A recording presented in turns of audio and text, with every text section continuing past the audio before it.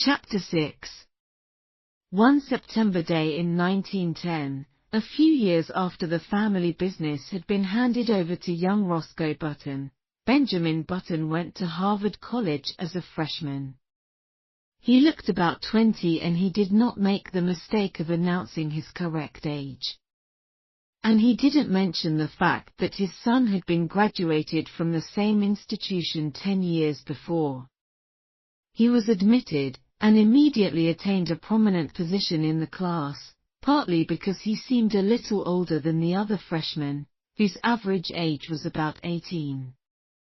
In his first year, the Harvard team played against Yale. In that game, Benjamin played the best football that anyone could remember. Because of this, soon he was the most celebrated man in college. But in his junior year, he wasn't always on the team. He weighed less, and he seemed shorter than before. He wasn't playing as well as in his first year. He was retained on the team chiefly in hope that his enormous reputation would bring terror and disorganization to the Yale team. In his senior year, Benjamin didn't play on the team. He was much smaller and thinner. Some first-year students thought that he, too, was a freshman. At the same time, his studies seemed harder to him. He felt that they were too advanced. He felt that the other students in his class were older and much wiser than he was. Benjamin had heard his classmates speak of St. Midas's, the famous preparatory school, at which so many of them had prepared for college. He determined after his graduation to enter himself at St. Midas's, where the life among boys his own size would be more congenial to him. In 1914, Benjamin returned to Baltimore from college. Hildeqard was now residing in Italy, so he went to live with his son, Roscoe, and his wife. They tried to be welcoming, he could see that. But it was clear that Roscoe didn't really want his father there. Roscoe, now a successful businessman, had an important position in Baltimore society that he wanted to protect. Benjamin understood this, but he felt a little sad. Benjamin was bored at home and he had no friends now in Baltimore. Old girlfriends from his dancing days weren't interested in him. The tennis players, from before his time at Harvard, stayed away. They thought he was only a boy. There were only 3 or 4 15-year-old boys living in the neighborhood, and he spent time with them. The idea of going to St. Midas's school recurred to him. He said Roscoe about it one day. "I'd really like to go there," he said. "Then go," replied Roscoe. The matter was distasteful to him, and he wished to avoid a discussion. "I can't go alone," said Benjamin. "You'll have to take me." "I don't have time," Roscoe told him. He narrowed his eyes and looked uneasily at his father. "As a matter of fact, you can't go on like this. You must stop it. This isn't a joke now." Benjamin was almost crying. "And another thing," Roscoe continued. "When visitors are in the house, I want you to call me Uncle, not Roscoe, but Uncle. Do you understand? It seems absurd for a boy of 15 to call me by my first name. Perhaps you'd better call me Uncle all the time, so you'll get used to it." Roscoe turned away and walked out of the room. Benjamin went dismally upstairs and looked at himself in the mirror. "I haven't shaved for 3 months, he thought, but there's still nothing there." Roscoe wanted him to wear glasses. He also suggested a beard to stick onto Benjamin's face.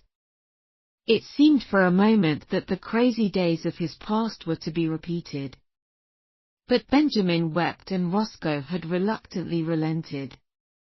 In his room, Benjamin opened a book of boys' stories. But he only read a little because he was thinking persistently about other things.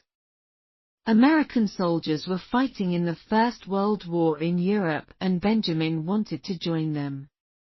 But 16 was the minimum age, and he did not look that old. His true age was 57, it would have disqualified him anyway. But the government wanted soldiers from the Spanish-American War to fight again. They wrote to all these men, and soon a letter arrived for Benjamin. Benjamin tore it open eagerly, and read the enclosure with delight. It informed him that many reserve officers who had served in the Spanish-American War were being called back into service with a higher rank. Benjamin hurried into town.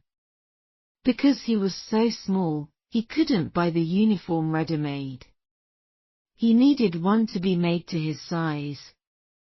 The sales clerk in the store measured him. "Do you want to play soldiers, son?" asked the clerk. "I'm not playing," replied Benjamin. "This uniform must be correct." The man laughed at him, and Benjamin became angry. "My name's Benjamin Button, and I live on Mount Vernon Place," he said. "So, you know I can pay for it." "Well," said the clerk hesitantly, "if you can't pay for it, your father can." A week later, Benjamin's uniform arrived at the house. He said nothing to Roscoe about his plans, but one night in April he left the house and proceeded by train to Camp Mosby, in South Carolina, where he was to command an infantry brigade. He approached the entrance to the camp, paid off the taxicab which had brought him from the station, and turned to the sentry on guard. "Get someone to take my luggage," Benjamin said briskly. "And hurry, we're at war, soldier." "Where are you going with the general's duds, boy?" asked the sentry, smiling. Some other soldiers arrived to watch. Then an officer came along on his horse.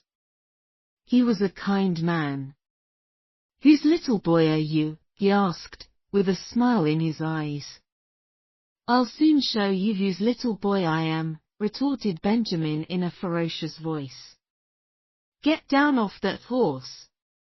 And he thrust the letter toward the officer. "Here. Read this." The officer read it, his eyes popping from their sockets. "Where did you get this?" he asked. "I got it from the government." "You can check with them," Benjamin replied. The officer put the letter in his pocket. "You come along with me," he said to Benjamin with a peculiar look, "we'll talk about this." He turned and began walking his horse toward the office buildings. Benjamin followed behind him, on foot. Everyone thought that the letter really belonged to Benjamin's father. Nobody believed Benjamin's story. 2 days later, Roscoe arrived from Baltimore and took Benjamin back home. Benjamin left in tears, without his uniform.